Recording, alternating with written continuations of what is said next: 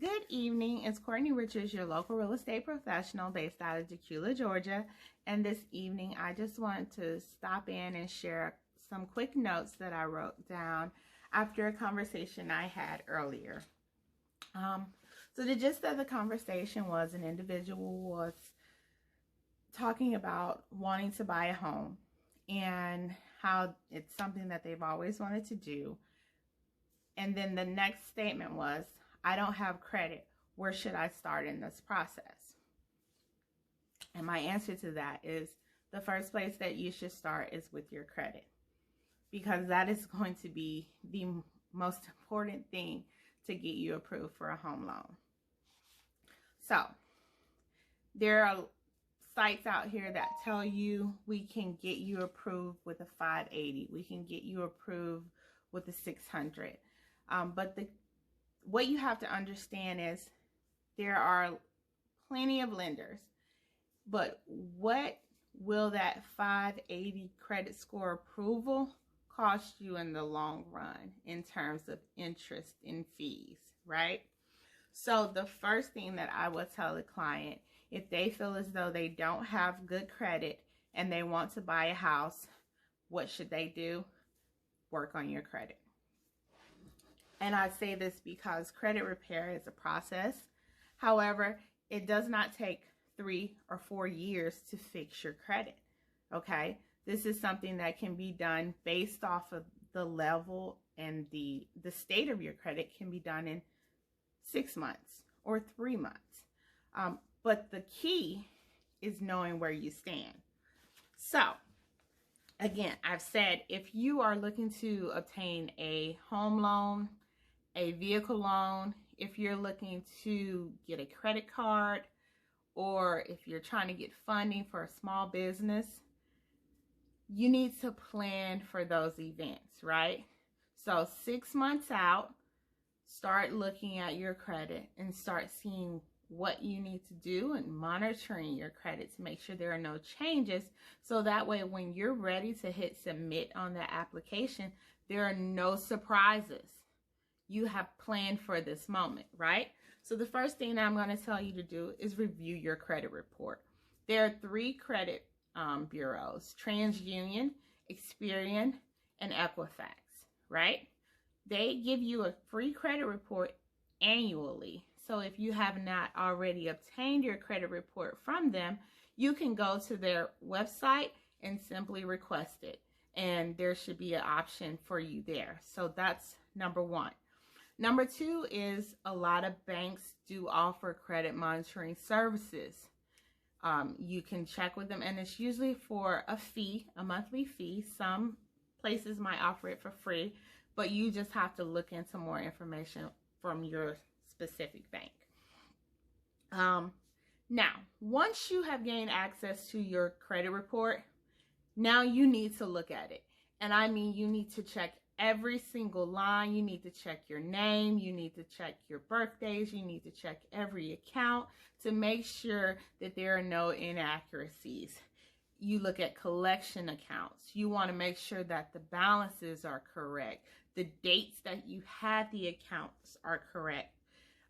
If you have any judgments, if you have any inquiries that you did not submit on behalf of yourself, then this is all information that you need to write down and prepare a dispute for your credit, for that credit agency.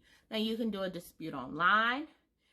There are some items, I believe, some with inquiries, there's a little different process, but again, you can find that information on the website. And I have to give you all the disclaimer. I'm already into the video, but I am not a credit repair specialist. I am a real estate agent. I'm just sharing with you some information that I have learned through research and experience while working in this business. So that's my disclaimer. So after you dispute any inaccurate information, then what you want to do is you want to start looking at your actual accounts and your balances. Creditors really don't like to see over 50% usage on accounts. So if you have a credit card and it has a $500 credit limit and you've used $497, a creditor does not want to see that.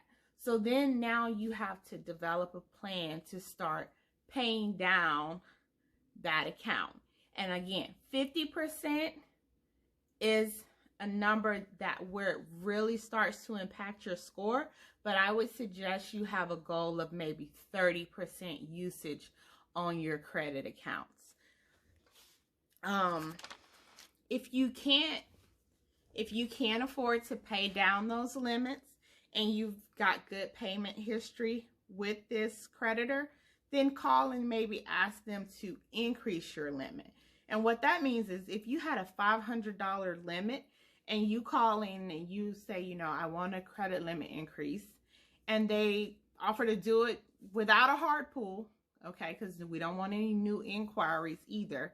They offer to do it without a hard pull, and they send you up to $1,000, right? And your balance is $497. Now, with that increase, you're under the 50% usage, so your score should benefit from that credit limit increase almost instantly as soon as that balance is updated. You want to work to pay down your balances overall. That's the goal. When you obtain any credit, any loans, anything, your goal is to work to pay them down.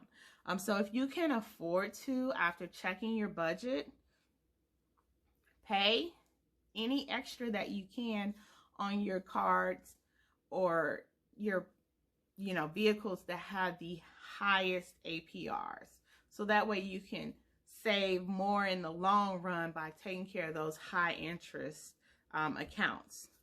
If you have a spouse and they have an account that has available credit, they might be at 3% usage. You may benefit from being an authorized user as long as they have, again, good payment history, good credit utilization, and they're willing to add you as an authorized user. Your credit profile can benefit from their available balance. Also, you need to pay every bill on time, and that is so important. Even one missed payment may have a creditor ask you, what happened here? What happened during this month with this payment? It's late.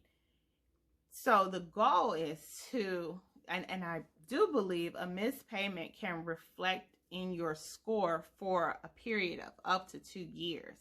So pay every bill on time and give your credit time to heal. Do not apply for any new credit if you are going through the credit repair process.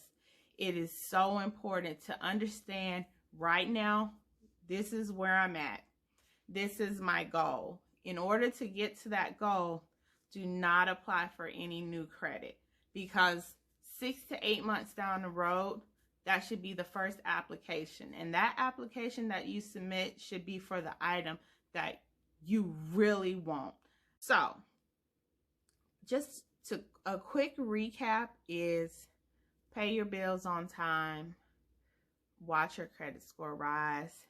There are other things that you can, once you start researching, goodwill letters, good faith letters, talking to a creditor about settlements on collection accounts. There are just a lot of different things that you can do to change your credit situation. But you just have to get smart about it, research it, and again, lock in. Look if you have bad credit, I suggest at least once a week to sit down and think about how can I change this? Where's my score at? So that way you can see how each month your credit score fluctuates based off of your utilization, based off of your payments, based off of your balances decreasing. And once you start watching that, it will make you so much more aware and understanding of, okay, what do I need to do to accomplish this? The last thing that I want to tell you is that if you are planning to purchase a home, if that is your goal, then in all of this, you have to also be saving money. It's very important. There are closing costs, inspection fees. If you have a FHA or conventional, you have to do down payments, VA loans. You don't have to necessarily have down payment, but you may have to pay closing costs. So it's very important, again, to start saving money, and also just, really planning out this process. And like I say, it might not happen in 6 months, but give yourself a year and just really work on improving your financial situation. And I am always available if you have any questions, if you have any comments, if you are just looking for information. Again, like my page so you can see more content as it's added. Text me, email me. Everything's linked on the page. I hope you all have gained something out of this tonight, and I hope you have a wonderful weekend and stay safe and have a good night. Bye, guys.